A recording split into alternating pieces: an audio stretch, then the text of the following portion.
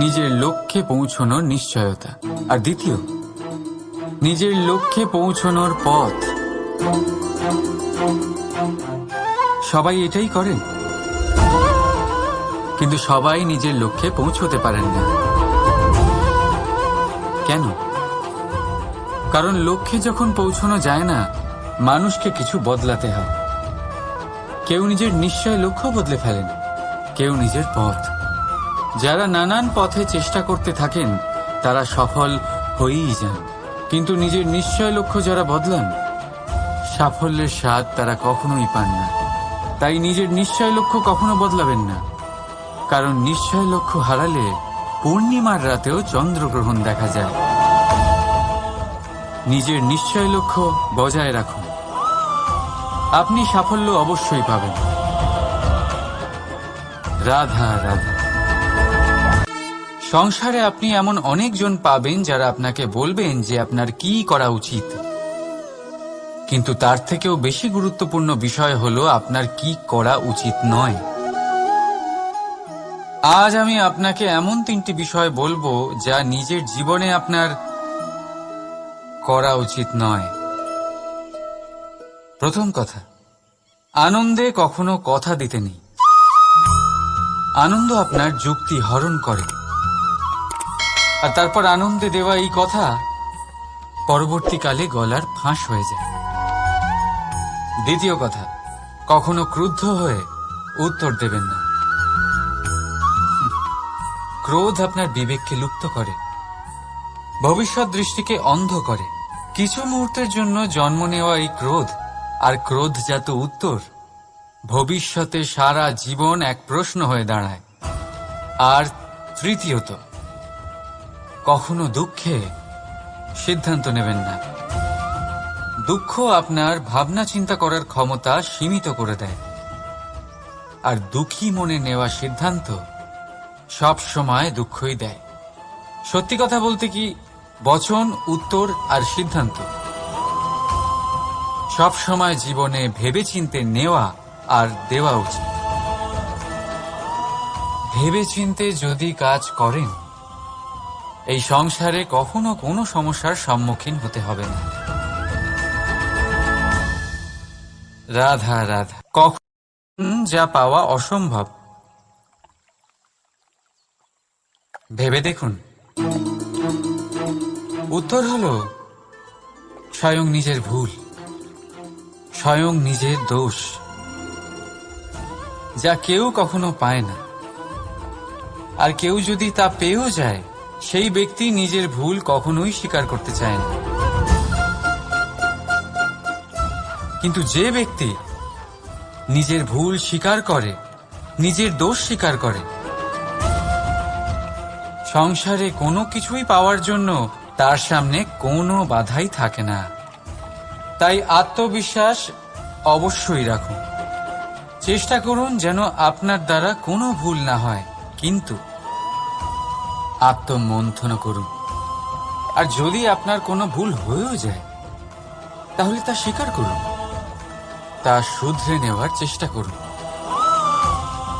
আপনার জীবন পরম আনন্দে ভরে যাবে। রাধা রাধা। নিজের মহলের সবচেয়ে উচ্চতায় দাঁড়ানো এক ব্যক্তি, তারও মনে একটা ভয় থাকে। ভয়, সেই মহলের ভিত নড়ে যাওয়ার ভয়, নিজের পতনের ভয়।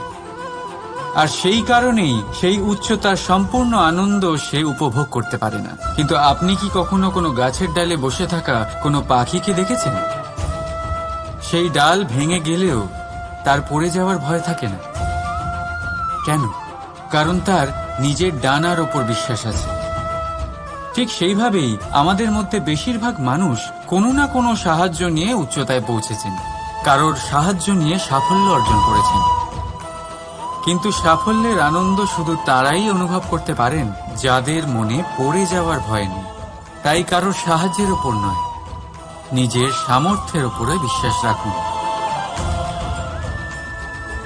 রাধা রাধা। পাওয়া আর হারানো, এই দুই জীবনের গুরুত্বপূর্ণ অংশ। সারা জীবন প্রত্যেক মানুষ কিছু পায় আর কিছু হারায়।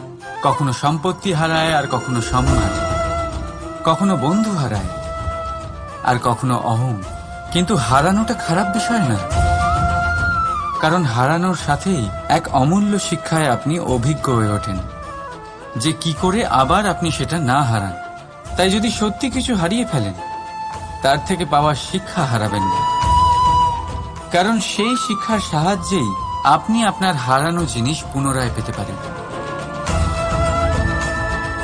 রাধা রাধা। জীবনে কিছু অর্জন করতে গেলে ভাবনা আর কর্ম অত্যন্ত গুরুত্বপূর্ণ। কিন্তু শুধু ভাবনা দিয়ে বা শুধু কর্মের দ্বারা আপনি সাফল্য অর্জন করতে পারেন না। কিছু মানুষ ভাবতেই থাকেন, কর্ম করতে পারেন না, আর সেই জন্য তারা সফল হতে পারেন না। কিছু মানুষ ভাবনা চিন্তা না করেই কর্ম করতে থাকেন, তারাও সাফল্য অর্জন করতে পারেন না। তাহলে মনে রাখবেন, গাছ কাটতে হলে কুঠারের বারংবার প্রহারের সাথে সাথেই সেই কুঠার কোন দিকে মারা হচ্ছে সেই খেয়ালও অবশ্যই রাখতে হবে। ভাবনা আর কর্ম, এই দুইয়ের সঠিক সংমিশ্রণ হলে আপনি অবশ্যই সাফল্য পাবেন। রাধা রাধা। আমরা মানুষেরা কতটা জেদি হই। একবার লক্ষ্যে দৃষ্টি স্থির করে নিলে তা পাওয়ার জন্য মন প্রাণ লাগিয়ে দিই, কিন্তু সেই লক্ষ্যে পৌঁছবার ব্যস্ততায় সেই পথ চলার আনন্দ পেতেই ভুলে যাই। নিজের স্বাস্থ্য নষ্ট করে দিই অর্থ অর্জন করতে গিয়ে, আবার সেই অর্থই নিজের স্বাস্থ্য শুধরবার জন্য ব্যবহার করে ফেলি। বুঝুন, দেখুন, ইচ্ছে খারাপ নয়, কিন্তু ইচ্ছে পূরণ করার চেষ্টায় ওই পথে আনন্দ পেতে ভুলে যাওয়া, এই তো মূর্খতা। যা নেই তা পাওয়ার চেষ্টা আপনি অবশ্যই করুন, কিন্তু যা আছে তার সম্পূর্ণ আনন্দ থেকে বঞ্চিত থাকবেন না। রাধা রাধা। আমরা সবাই জীবনে নিজের জন্য সবচেয়ে ভালোটাই চাই, সবচেয়ে ভালো সুবিধা পেতে চাই, সবচেয়ে বেশি সম্মান পেতে চাই। কিন্তু সবার পক্ষে এইসব পাওয়া কি সম্ভব? হ্যাঁ, নিশ্চয়ই। শুধু একমাত্র বাধা সময়। আমাদের জীবনের কোনো স্থায়িত্ব নেই, তাই যদি সময়ের সদ্ব্যবহার করেন তাহলে একটু সুবিধে হতে পারে। এবারে দেখুন, যাদের সবসময় স্বপ্ন দেখতে ভালো লাগে তার জন্য রাত্রি কম পড়ে যায়, আর যারা স্বপ্ন পূরণ করতে চান তাদের জন্য দিন কম পড়ে যায়। যারা সম্মান পেতে চান তাদের জন্য সব সময় পরোপকার কম পড়ে যায়, আর যারা জ্ঞান অর্জন করতে চান তাদের জন্য মনোসংযোগ। জীবনে যদি নিজের লক্ষ্যে পৌঁছতে চান তবে সময়ের বিভাজন আপনাকে ঠিক করতেই হবে। মনে রাখবেন, রাধা রাধা। লোকে বলে জীবনে মেলামেশা করা অত্যন্ত আবশ্যক, এতে সম্পর্কের আধারও হয়, আবার ব্যবসাও চলে। কিন্তু সবচেয়ে বেশি গুরুত্বপূর্ণ হল ব্যবহার। তাই এই বিষয়ে ভাবুন, আপনার জীবনে কে আপনার সাথে মেলামেশা করবে তা নিশ্চিত করে সময়। আপনি আপনার জীবনে কার সাথে মেলামেশা করবেন তা নিশ্চিত করবে আপনার হৃদয়। আপনি যাদের সাথে মিশছেন তাদের হৃদয়ে আপনি কতক্ষণ থাকবেন তা নিশ্চিত করবে আপনার ব্যবহার। নিজের ব্যবহার ভালো রাখুন, সব ভালোই হবে। রাধা রাধা। এই ফুল দেখতে পাচ্ছেন আপনি? এটা সেই ফুল যার জীবন এই ডালে শুরু হয়েছিল।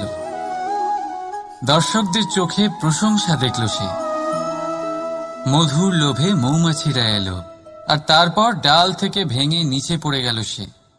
কেন? নিয়তি এরকম কেন করল ভাবুন। কারণ এই ডালেই ফুল হয়ে থাকাটা এই ফুলের জীবনের লক্ষ্য কখনোই ছিল না। এবার এই ফুল হয় দেবতাদের সজ্জায় ব্যবহৃত হবে, নয় কোনো কন্যার গয়নায় গাঁথা হবে, আর নয় কারোর প্রেম প্রদর্শনের মাধ্যম হবে। দেখুন, জীবনে নিজের লক্ষ্যে পৌঁছতে হলে যাত্রাকে ভয় পেলে চলবে না। নিজের অস্তিত্ব তৈরি করতে হলে তাদের ছায়া থেকে আপনাদের দূরে যেতেই হবে যারা আপনাকে অস্তিত্ব প্রদান করেছেন। এটাই জীবনের নিরন্তর সত্য। রাধা রাধা। আমাদের সকলের জীবনে কখনো না কখনো পাথর দ্বারা আঘাত লাগেই, আর এই সংসারও আমাদের ওপরে কখনো না কখনো পাথর বর্ষণ করে, কখনো আমাদের খারাপ ভেবে, আর কখনো আমাদের অসফল ভেবে, কখনো আমাদের বুদ্ধিহীন ভেবে। কারণ অনেক আছে, কিন্তু এই পাথর দ্বারা আমরা আঘাত পাবো কি পাবো না তা সম্পূর্ণ আমাদের হাতে।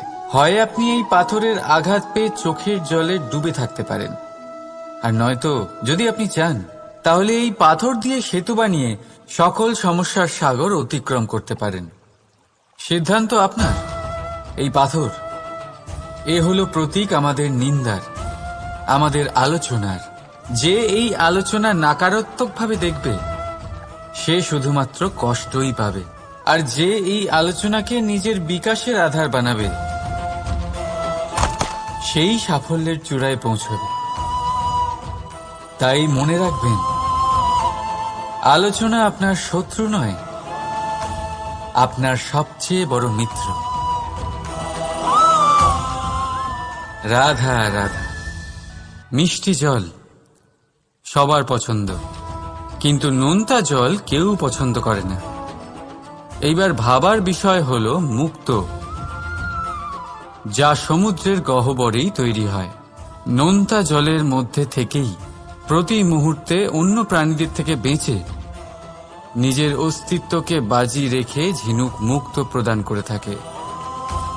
কখনো ভেবেছেন কেন? কারণ সংকটের সম্মুখীন না হয়ে, চরম পরিস্থিতির সাথে না জড়িয়ে আপনার কখনোই সুখ প্রাপ্তি হবে না। তাই নির্ভীক হয়ে সংকটের সম্মুখীন হন, আর আমার সাথে ভালোবেসে বলুন রাধা রাধা। আমরা সকলেই সময়ের গুরুত্ব বুঝি। সময় আমাদের তৈরি করে, আর সময়ই আমাদের নষ্ট করে দেয়। কখনো ভালো সময় আসে, আর কখনো ভীষণ খারাপ সময় আসে।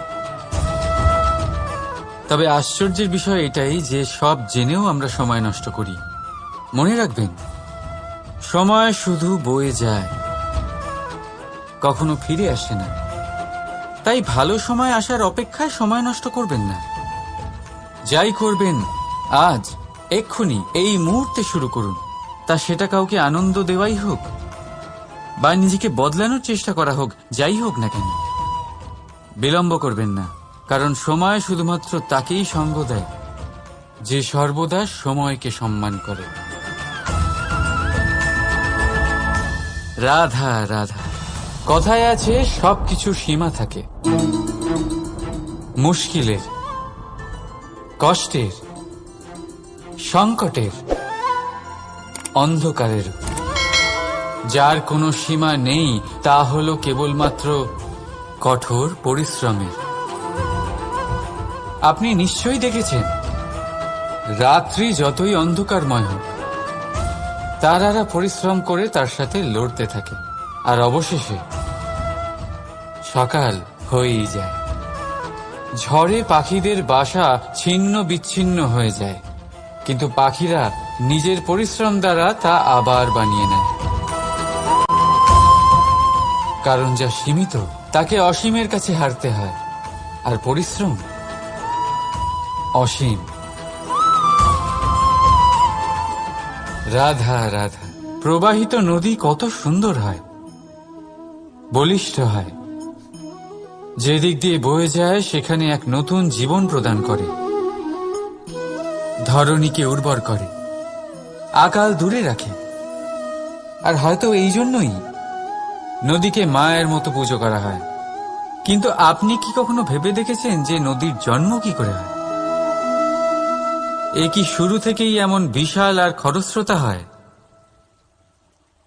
না, বৃষ্টির ছোট ছোট ফোঁটা একসাথে সম্মিলিত হয়ে এক সূক্ষ্ম ধারা তৈরি করে, আর সেই ধারাগুলি পর্বতের বরফ কেটে তাদেরকে গলিয়ে জলপ্রপাত হয়ে ঝরে পড়ে পাথরের সাথে ধাক্কা খেয়ে তারপরেই সে নদী হয়ে ওঠে।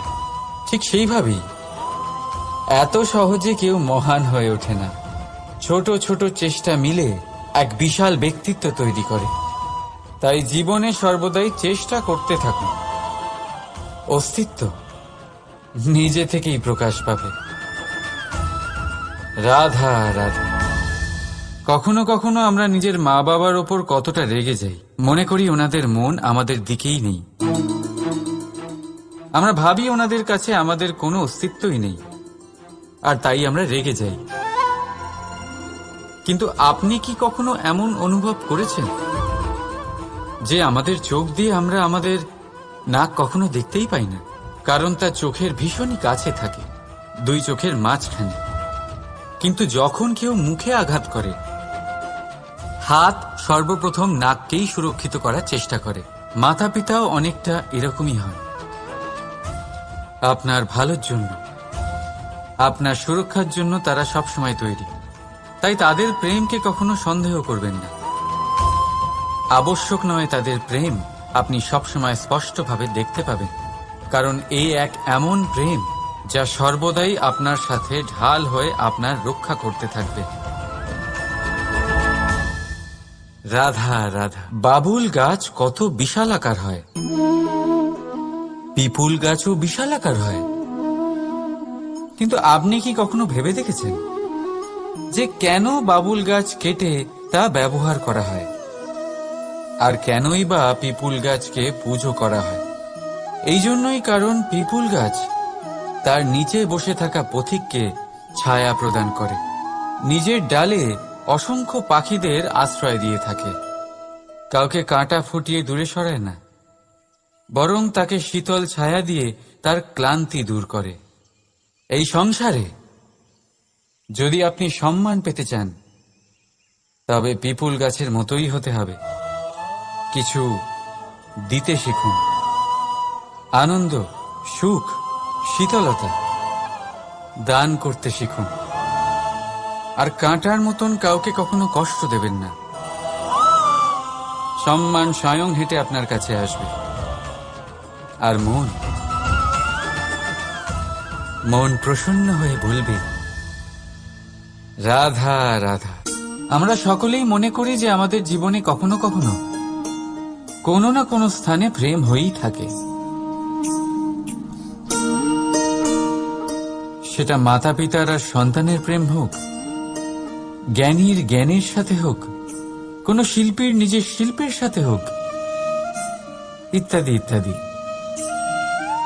কিন্তু বাস্তবে এটা কি সত্যি প্রেম? মোহও তো হতে পারে। এবার আপনারা জিজ্ঞেস করবেন, প্রেম আর মোহর মধ্যে পার্থক্য কি? পার্থক্য হলো বন্ধনের। যা আপনাকে বাঁধে তা হলো মোহ, প্রেম নয়। প্রেম সেটাই যা আপনাকে মুক্ত করে উন্নয়নের দিকে পাঠায়। চলুন আপনাকে একটা উদাহরণ দিই। কিছু মাতা পিতা নিজের সন্তানকে কোনো অন্য নগরীতে পড়তে পাঠাতে পারেন না, নিজের সন্তানকে তার বন্ধুদের সাথে খেলতে দিতে পারেন না। চিন্তা করেন যে তাদের সন্তানের যাতে কষ্ট না হয়, আর তাই জন্য তাদের বেঁধে রাখেন। এটা প্রেম নয়, এটা মোহ। কারণ যদি এটা প্রেম হতো, তাহলে ওনারা চাইতেন যে সন্তান মাতা পিতার আশ্রয় থেকে বেরিয়ে এই সংসারকে দেখুক, তাকে বুঝুক, আর তার থেকে জ্ঞান অর্জন করুক, নিজের অভিজ্ঞতার থেকে শিক্ষা নিয়ে নিজের একটা ব্যক্তিত্ব বানাক। মনে রাখবেন, মোহ থেকে ভয় জন্ম নেয়, আর প্রেম থেকে শুধুই আনন্দ। সেই কারণে বাঁধবেন না, মুক্ত করুন, কারণ এটাই প্রেম। রাধা রাধা।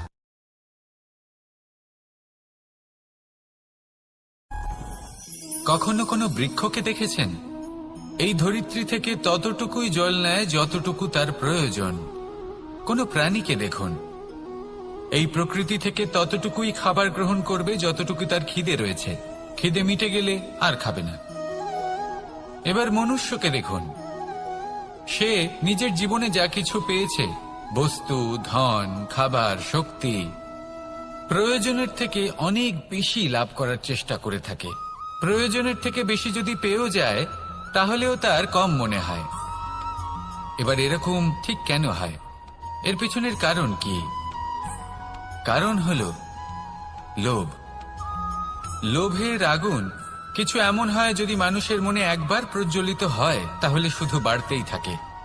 ততক্ষণ বাড়বে যতক্ষণ না আপনি নিজে তাকে বাধা দিচ্ছেন। তবে এই লোভের আগুন নিয়ন্ত্রণ করা সম্ভব। পরিমিতিবোধ, পরিমিতিবোধের চিন্তা। আপনাকে শুধু নিজেকে একটা সরল প্রশ্ন করতে হবে। যখনই মনের মধ্যে কোনো বস্তুর প্রতি, শক্তির প্রতি, ধনের প্রতি, ভোজনের প্রতি লোভ বেড়ে যায়, নিজেকে প্রশ্ন করুন, এটা কি আমার কাছে ততটাই প্রয়োজনীয় যতটা একটা বৃক্ষের কাছে জল, যতটা একটা প্রাণীর কাছে ভোজন? এটা কি ততটাই প্রয়োজনীয়? যদি উত্তর না হয় তাহলে নিজেকে সেখানেই বাধা দিন, সেই ভাবনা সেখানেই ত্যাগ করুন, কারণ সেটাই হলো লোভ। ঠিক এইভাবেই প্রয়োজনীয়তার চিন্তা করে আস্তে আস্তে এই মন নির্লোভ হয়ে উঠবে, আর এই মন প্রসন্ন হয়ে বলবে, রাধা রাধা। সংসারে সকলে উঁচুতে উঠতে চায়, কেউ নত হতে চায় না। সবাই এটা মনে করে যে নত হওয়ার অর্থ হলো তাদের আত্মসম্মান এবং অহংবোধের বিরুদ্ধাচরণ করা। তাদের মনে হয় যে যদি আমরা নত হই, সংসার আমাদের দুর্বল মনে করবে, তাদের শৌর্য এবং তাদের ব্যক্তিত্বের অপমান হবে। কিন্তু এটা কি সত্যি? প্রত্যেকবার নত হওয়ার অর্থ কি সম্মানহানি হওয়া? কখনোই নয়। আপনি নিজের জীবনকেই দেখে নিন। আপনার কোনো অমূল্য জিনিস যদি নিচে পড়ে যায় তাহলে তাকে কিভাবে তোলেন? সেই বস্তুকে তোলার জন্য আপনাকে নত হতেই হবে। আপনি বড়দের আশীর্বাদ কিভাবে লাভ করেন? আপনি নত হয়ে তবেই তাদের আশীর্বাদ লাভ করতে পারেন, তাই না? ভেবে দেখুন, আপনি একটা পথে হাঁটছেন, আপনি দেখতে চাইছেন যে আপনি সঠিক পথে হাঁটছেন কিনা, পায়ের নিচে কাঁটা পড়ে আছে কিনা। কিভাবে দেখবেন? আপনাকে সেই মাথা নত করেই দেখতে হবে। এর অর্থ কি? অর্থ খুব সহজ।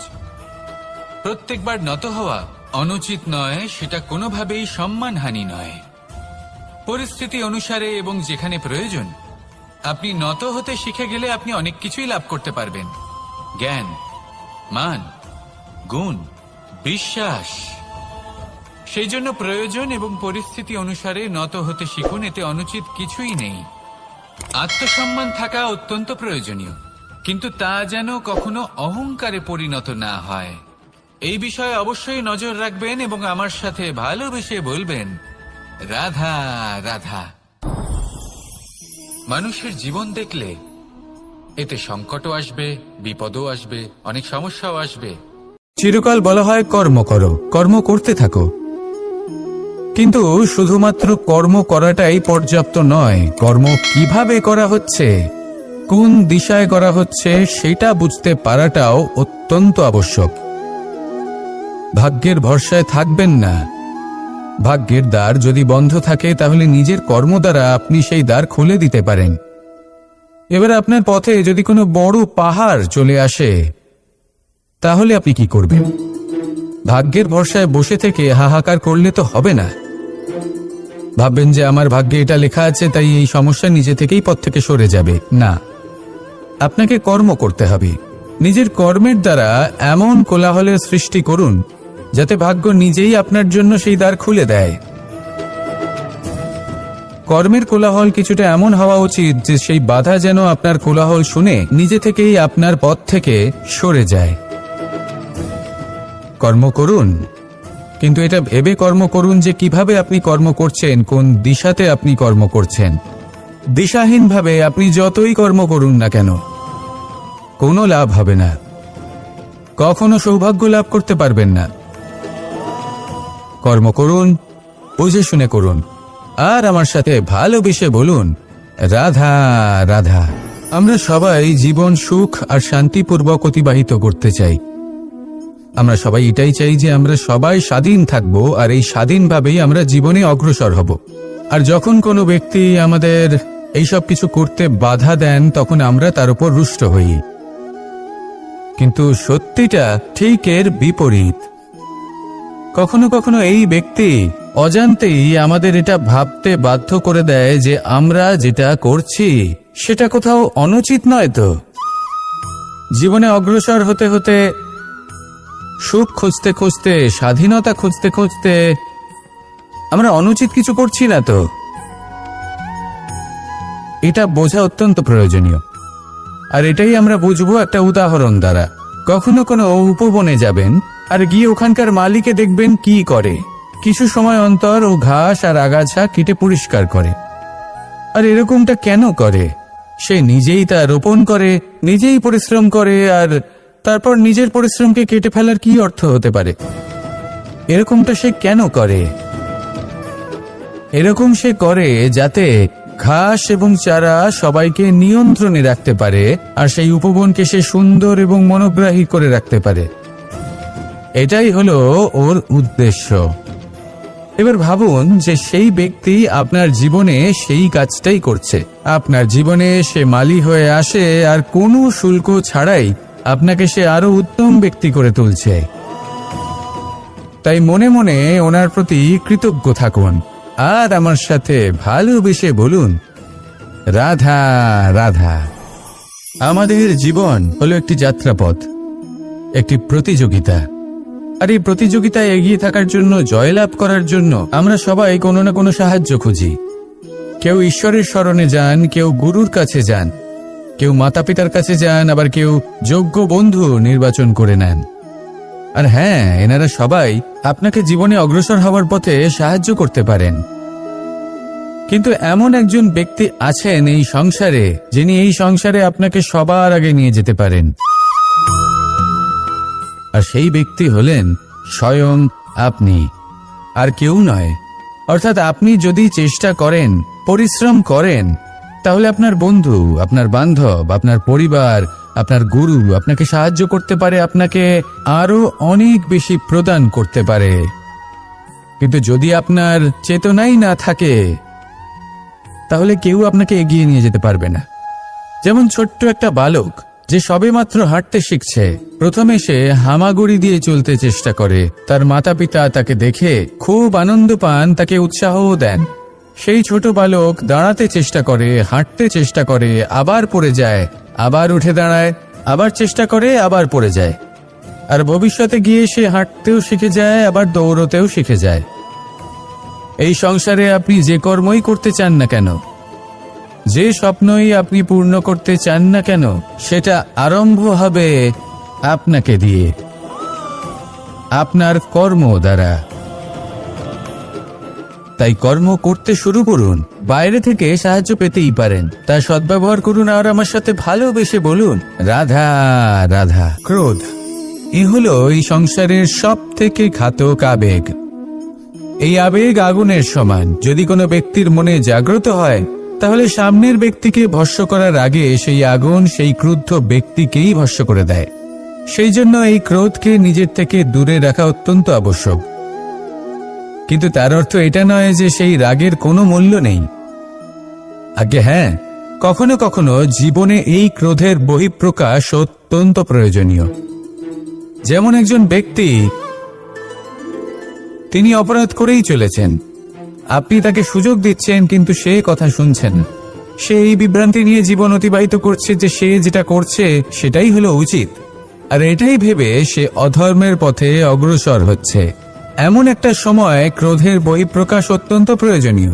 যেমন শ্রীরাম ক্রুদ্ধ হয়েছিলেন, উনি অগ্নিবাণ সাধন করেছিলেন সাগরের প্রতি, কারণ সাগর নিজের অহংকারে মত্ত হয়ে কিছুতেই শ্রীরামকে লঙ্কা পর্যন্ত পৌঁছানোর পথ খুঁজে দিচ্ছিল না।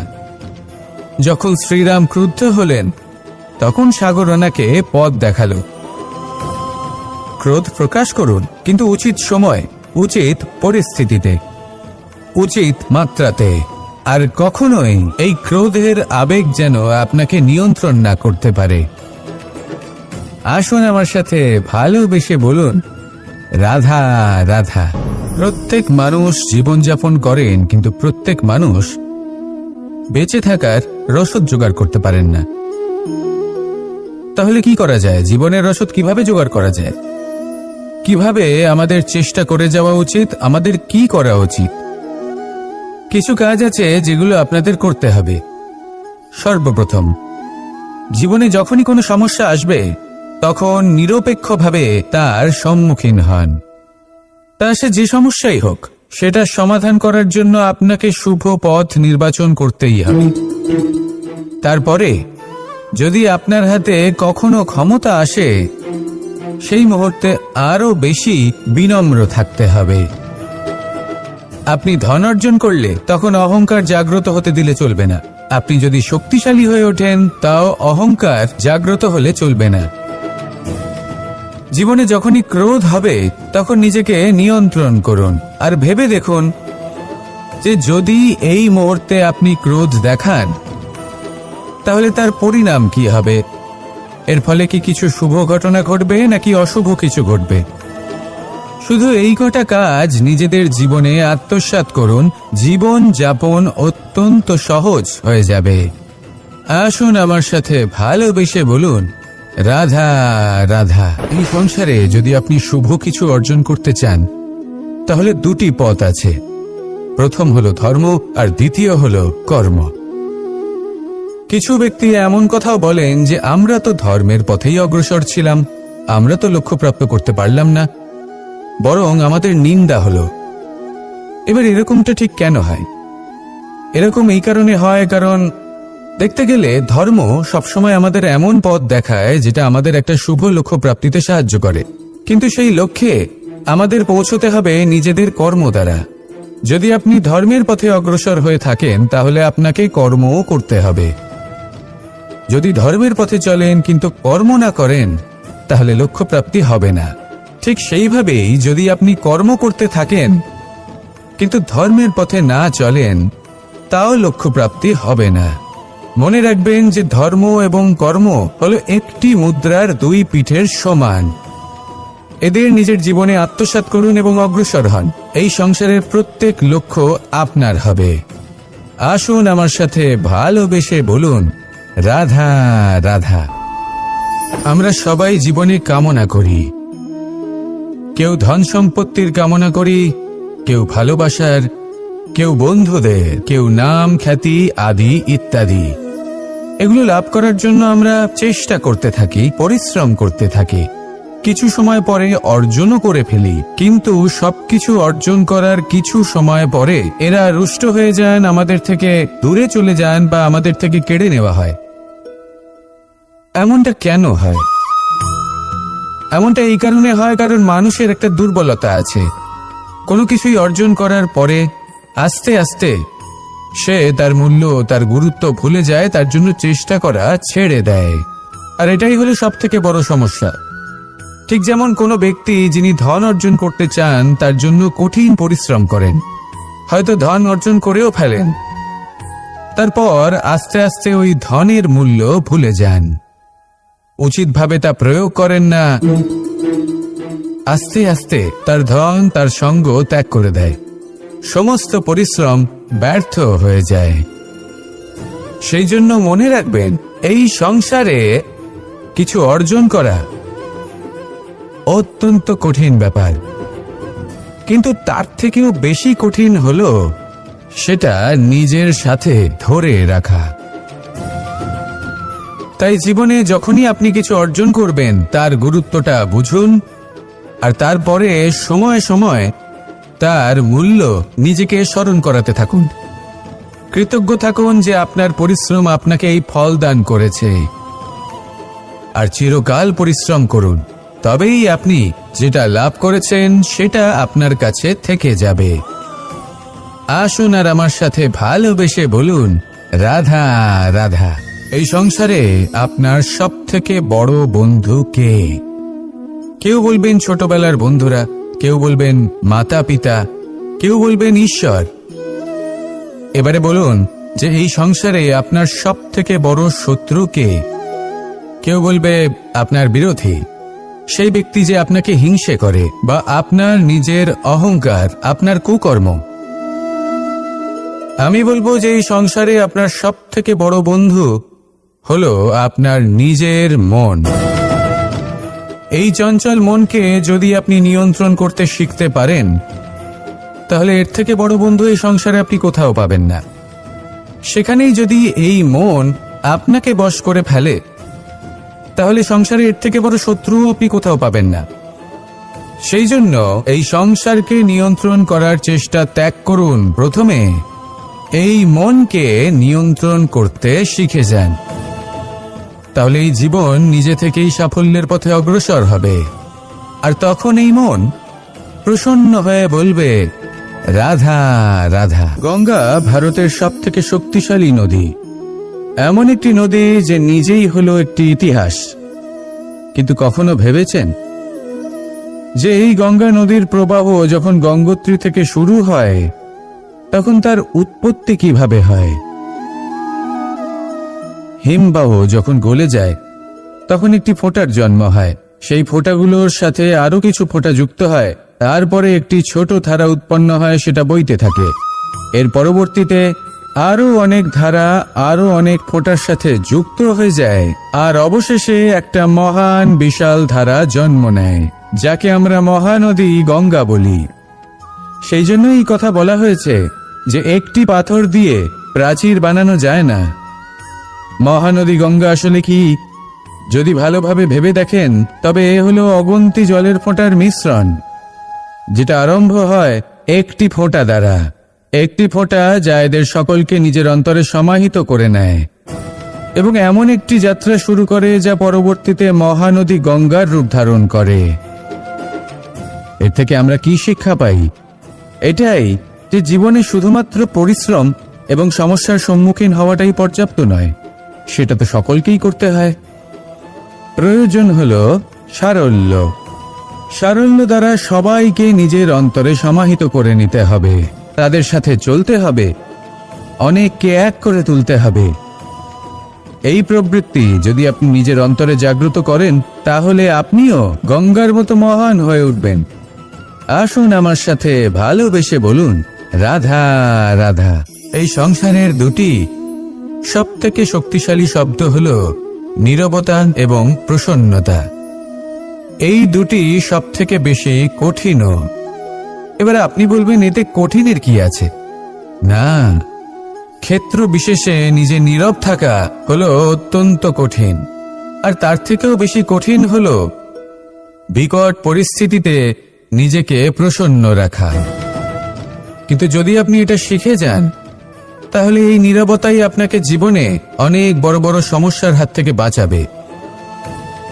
এই প্রসন্নতা আপনাকে বিকটতর পরিস্থিতি থেকে বেরিয়ে আসতে শক্তি যোগাবে। তাই এই গুণ আত্মসাৎ করুন আর আমার সাথে ভালোবেসে বলুন, রাধা রাধা। মানুষ নিজের জীবনে সবকিছু লাভ করতে পারেন, সম্পত্তি, সাফল্য, সুখ, স্বাচ্ছন্দ্য, কিন্তু তারপরেও তার মনে একটি ভয় থেকে যায় যে কখনো যেন এমন কিছু না হয় যেটা ওকে এসে ভেঙে দেবে, তার অন্তর্মনকে ভেঙে দেবে, তার আত্মাকে ভেঙে দেবে। কিন্তু সত্যি কথা বলতে, কিছু ভাঙলেও তাতে ভয় পাওয়ার কোনো প্রয়োজন নেই। ভাঙার পরেই কিন্তু নতুন নির্মাণ হয়। এটাই তো প্রকৃতি আমাদের শেখায়। এই দেখুন না, যখন এই মেঘ বিভাজিত হয়, ভেঙে পড়ে, তবেই তো বর্ষা আসে, আর বর্ষার পরেই এই মাটির সিঞ্চন হয়। একটি বীজ সেটা ভাঙার পরে তবেই সেখান থেকে সে অঙ্কুরিত হয়। তাই ভেঙে পড়ার কথা শুনে ভেঙে পড়বেন না। তারপর যেসব নির্মাণ হতে চলেছে তার উপর মনোনিবেশ করুন। আর হ্যাঁ, যদি সংসারে এমন কিছু থাকে যা ভাঙবেন না, তাহলে সেটা হলো বিশ্বাস। জীবনে কখনো কারোর বিশ্বাস ভঙ্গ করবেন না। যখন ব্যক্তির বিশ্বাস ভঙ্গ হয়, তখন তার আত্মা আহত হয়। আসুন আমার সাথে ভালোবেসে বলুন, রাধা রাধা। এই ফুল কি সুন্দর হয়, তাই না? মন মোহিত করে দেবার মতো রং, সুগন্ধ, আর এতটাই কোমল হয় যে খুব সহজেই আপনি একে পিষে দিতে পারেন। এই ফুল আপনাকে কিছুই বলবে না, প্রতিবাদও করবে না, আপনাকে আঘাতও করবে না, আপনি কোনো চিৎকারও শুনতে পাবেন না। শুধু যাওয়ার সময় আপনার হাতে মধুর একটা সুবাস রেখে যাবে। কিন্তু এই কাজটা আপনি কাঁটার সাথে করতে পারবেন না। কাঁটা আপনাকে অত্যন্ত যন্ত্রণা দেবে, সেটা আপনিও জানেন। এবার এই ফুল আর কাঁটার মধ্যে যে পার্থক্য, সেটাই হলো পার্থক্য সজ্জন এবং দুর্জনদের মধ্যে। কখনো কখনো আমাদের জীবনে এমন কিছু ব্যক্তি আসেন যারা অত্যন্ত কোমল, তাদের আমরা দমন করে বসি। আর বেশিরভাগ সময় তারাই আমাদের সবথেকে বড় শুভাকাঙ্ক্ষী হন। তারা চাইলে বিরোধিতা করতেই পারেন, চাইলে আমাদের উপর প্রহার করতেই পারেন, কিন্তু তা করেন না। আর এই কথাটা আমরা তখন বুঝতে পারি যখন বাস্তবে আমাদের সামনে কোনো শত্রু, কোনো দুর্জন ব্যক্তি, কোনো কাঁটা বাধা হয়ে দাঁড়ায়। তাই জীবনে কোনো ব্যক্তি যদি নীরব থাকে, কোমল হয়, তাকে দমন করবেন না। হতে পারে সেই ব্যক্তি আপনার জীবনের সবথেকে বড় পুঁজি হয়ে ওঠেন। আসুন আমার সাথে ভালোবেসে বলুন, রাধা রাধা। মানুষ সংঘর্ষ করেন জীবনের সামনে এগোনোর জন্য, সাফল্য লাভ করার জন্য, মহান কর্ম করার জন্য। কখনো সে জীবনে একা হয়ে যায়, আবার কখনো তার জীবনে অনেক সংখ্যক লোক চলে আসেন, তাদের সাথে ভিন্ন ভিন্ন ধরনের সম্পর্ক গড়ে ওঠে। কিন্তু তখনই সাবধান থাকা প্রয়োজনীয়, কারণ সব সম্পর্ক সত্য হয় না। যেমন দেখবেন, যখন সাফল্য আসে তখন জীবনে অনেকগুলো সম্পর্কও আসে, নতুন নতুন সম্পর্ক গড়ে ওঠে। কিন্তু যখন ব্যর্থতা আসে তখন খুব কম সম্পর্ক গড়ে ওঠে। আর বেশিরভাগ সময় এই ব্যর্থতার সময় গড়ে ওঠা সম্পর্ক আজীবন আপনার সাথে থেকে যায়। সাফল্য হোক বা অসফলতা, তার কোনো প্রভাব সেই সব সম্পর্কে পড়ে না। সেখানেই সাফল্যের পরে যে সম্পর্ক গড়ে ওঠে, বেশিরভাগ সময় এমনও দেখা যায় যে তার মধ্যে বেশিরভাগ মানুষ আপনাকে নিজের কাজে লাগাবেন, আপনাকে ব্যবহার করবেন, সময় এলে পরে আপনাকে ঠকাতেও পারেন।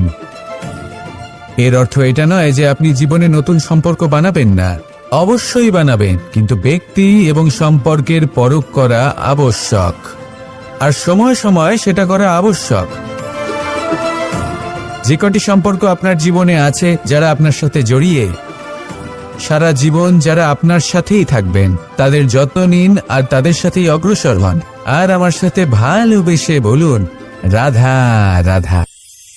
পরম শক্তি প্রকৃতি, এ হলো এই সংসারে সব থেকে বেশি শক্তিশালী। এই প্রকৃতির সামনে কারোর কোনো অস্তিত্ব নেই। এই প্রকৃতি আমাদের জীবন যাপনের জন্য অসংখ্য সম্পদ প্রদান করেছেন, আর তার সাথে এই বিষয়টার দিকেও বিশেষ যত্নবান হয়েছেন যে আমরা যেন এর মোহজালে ফেঁসে না যাই। যেমন পেট ভরানোর জন্য চাল ডাল প্রদান করেছেন, তার সাথেই সেই চাল ডালের মধ্যে কীটের উপস্থিতি রেখেছেন, যাতে সেই চাল ডাল সময়ের সাথে সাথে খারাপ হয়ে যায়। উচিত সময় যদি গ্রহণ না করেন তাহলে সমস্ত সবজি নষ্ট হয়ে যাবে। যেমন আমাদের এই মনুষ্য শরীর, তা সে যতই সুন্দর হোক না কেন, মৃত্যুর পরে এই শরীরে পচন ধরে, যাতে এই শরীর থেকে দুর্গন্ধ বেরোয়। এমনটা প্রকৃতি কেন করেছে? যাতে আমরা যত শীঘ্র সম্ভব সেই দেহের অন্ত্যেষ্টিক্রিয়া করতে পারি, তাকে বিদায় জানাতে পারি, আর তাকে পঞ্চমহাভূতে বিলীন হতে দিতে পারি। প্রকৃতি যেটা করছে সেটা অনুচিত নয়। প্রকৃতি এই কারণে এমন করে যাতে আমরা কর্মবন্ধনে আবদ্ধ থাকি, মোহর বন্ধনে নয়। যেমন ধরুন এই শস্য, ধরুন আপনি চেষ্টা করছেন এই শস্য পেতে, এবং আপনার জীবনে সেই শস্য আপনি লাভ করছেন অত্যাধিক মাত্রায়, তাহলে তা ভোগ করুন, আর বাকি শস্যটা সবার মধ্যে ভাগ করে দিন, যাতে অন্যেরও পেট ভরে তাতে। যদি আপনি সাফল্য লাভ করেন, শ্রেষ্ঠ কর্ম করেন, শ্রেষ্ঠ ব্যক্তি হয়ে ওঠেন, তাহলে কখনো অহংকার করবেন না, অহংকারী হয়ে উঠবেন না। সেই সাফল্য, সেই শ্রেষ্ঠত্ব সদ্ব্যবহার করুন অন্য কারোর জীবন প্রকাশময় করার জন্য। তবেই আপনার সেই সাফল্য, আপনার শ্রেষ্ঠত্ব জীবনে আরো সেখানেই ঊর্ধ্বমুখী নদী, হবে। যে সব সময় সবাইকে দান করে। সবার তাকে শেষে মানুষ আমরা মা সবাই ভেবে তার পুজো করে। পঞ্চবাহুতে বিলীন হয়ে যেতে চলেছি। উচিতভাবে এই জীবনের তাই সদ্ব্যবহার ছিনিয়ে করুন, কর্মের সাথে জড়িত থাকুন, দান করাতে এই বিশ্বাস প্রকৃতির রাখুন। পথপ্রদর্শন মানতে আর থাকুন, আসুন আর আমার আমার সাথে সাথে ভালোবেসে ভালোবেসে বলুন রাধা।